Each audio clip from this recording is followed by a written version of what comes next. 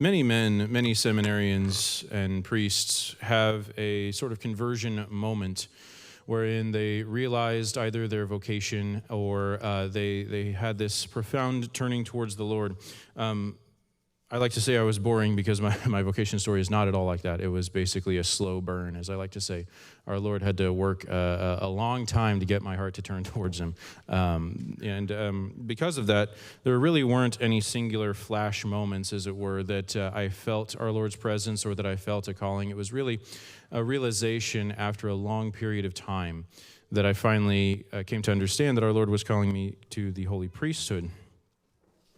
But one of those moments that I look back on that wasn't, again, a big flashy moment, but a moment where I remember sort of the presence of God and the understanding, shall we say, being conveyed to my mind that I was to be, that I was in the right place, shall we say, was when I was studying a course called Metaphysics in college seminary. Metaphysics has to do, it's a philosophical study that has to do with what's called being in general. And I won't, lest I should bore you to sleep, I'll just leave it there. Basically, it's called natural theology because it studies all things in the light of God, shall we say. We'll just leave it at that. But it was one of my favorite classes. It really was. It brought me, I actually remember feeling, and not just feeling, but understanding that I was profoundly close to God in studying these things. So it wasn't just a feeling, but it was actually an understanding that I was actually closer to God than I thought in studying these things, as boring and as difficult as they were, because it was one of the hardest classes. And many of my classmates, including myself, actually really found ourselves disliking the class at times. The professor himself was also very intimidating. I don't know what it is. The seminary people tend to pick the most intimidating priests for seminary professors. I don't know what it is. I think it's intentional.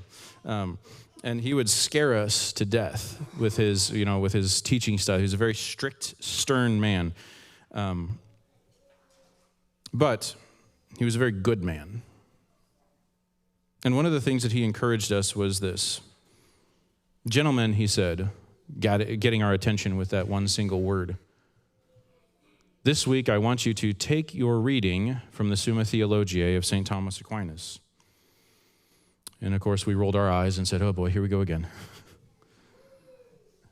But then he said, I want you to take this particular reading into the chapel at the seminary with you this week and pray with it. What? We thought. A dry text of philosophy or theology, we're supposed to pray with this in the chapel before the Blessed Sacrament? Indeed, we were, because it was on the 5 proofs of the existence of God that this reading was over. And finally, I realized in that moment, there was a great grace in that moment of realizing the immensity of God and the smallness of every single one of us, including that very intimidating professor. There was a great realization there that he himself, that scary professor of whom everyone was afraid, had to go through hard things himself to get to the point where he was. And also it gave me a new appreciation for him, that this was a man who actually knew Christ and was trying his best to convey that understanding of Christ to us lowly seminarians. By your perseverance, you will secure your lives, says our Lord today. We ought not to let the trials and sufferings of this world, the classes, as it were, or the intimidating figures give us such consternation that we lose confidence in God and that we cease persevering to imitate Him. We ought to use the trials of the world as a means actually of attaining holiness. Perseverance in these trials in the world, the trials are ultimately what lead us to greater holiness, this perseverance through them.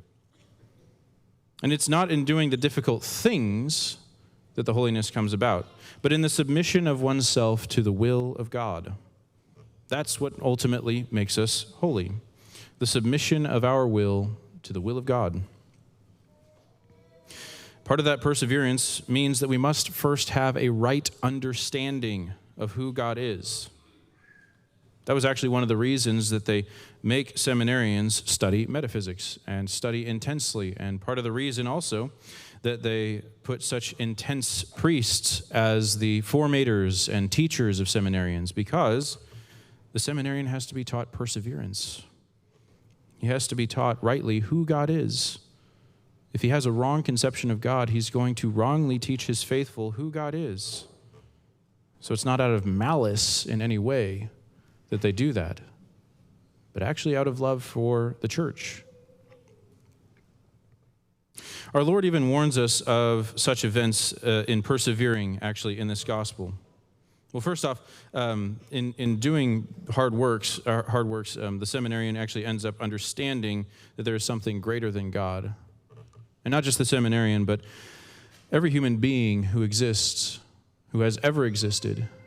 In perseverance, they will understand that there is actually something greater than them, and that is the work of God. Our Lord warns of events in the gospel. Many will come in my name doing and saying things that seem to indicate that the end of all things has come. Do not be fooled by them, he says. When God comes, there will be no doubt as to what's going on. So we ought not to seek after great signs and wonders concerning the end times. We ought not to seek after great signs and things that will help us to predict the end times, as it were, such as private revelations or anything like that. Private revelations are good, but we should actually listen to the ones approved by the church, and we should not use them as a kind of crystal ball to predict the end times, because we are indeed actually living in the end times right now. We have been living in the end times since the founding of the church. So what ought we to do? We ought to persevere through those hard times. I think that we seek after comfort in these sort of private revelations and seeking to sort of plan the future out. We seek to seize control over these things and worrying about the end of all things and the destruction of humanity and what have you. And we find it hard to persevere in these difficult times. It's difficult, so we cling to anything that we can that gives us a sense of control. But ultimately, our Lord himself surrendered control over his own body at the end of his life, before his resurrection. He surrendered control to the extent that he allowed his arms to be pulled apart and nailed to a piece of wood. So we too must surrender control. Ultimately, the sort of searching for control is a search for meaning. We're looking for some kind of meaning and comfort in the craziness of the modern age, and that's not necessarily a bad thing. But we ought not to seek to find the end times. We ought not to look to control everything. That's the irony of it. The greater is our surrender to God, the greater will God's presence in our heart be. For God's plan is incomprehensible. We cannot understand it. We're not able to fully grasp it with our limited human minds. And that requires trust on our part. And that's hard for us fallen human beings who want control over every aspect of our lives, because it requires surrender.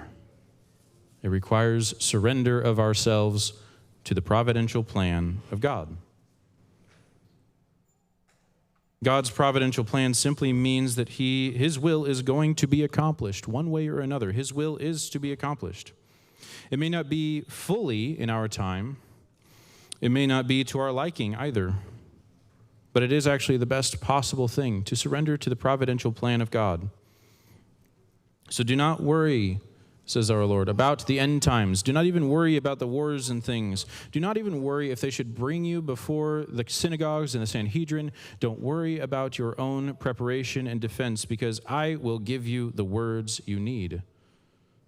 Surrender yourself to me. That's the message of our Lord. Total surrender to the providential plan of God.